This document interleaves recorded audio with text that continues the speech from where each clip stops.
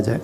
جب بھی ہم واش روم میں جائیں، باتھ روم میں جائیں تو اپنے سر کو ڈھانپ کر جائیں، ننگے سر کبھی نہ جائیں۔ اور یہی بات جو حضور صلی اللہ علیہ وسلم کی سنت ہے، آپ کی تعلیم ہے،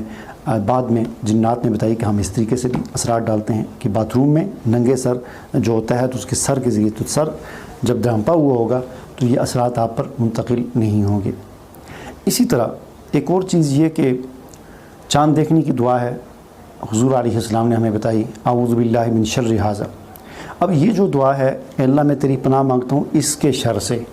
تو یہ دعا میں پڑھتا تھا تو مجھے سمجھ نہیں آتی تھی کہ اس کے شر سے دعا مانگنے کا یہ کیا مطلب ہو سکتا ہے۔ چاند کا کون سا شر ہے جو ہمیں لگ سکتا ہے یا ہمیں پہنچ سکتا ہے کہ ہمیں یہ تعلیم دی کہ ہماری جب بھی چاند پر نظر پڑے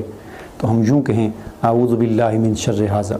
یہ بات مجھے سمجھ نہیں آتی تھی طالب علمی کے زمانے میں بھی بہت بات تک، لیکن اب بعد میں آ کر مجھے پتہ چلا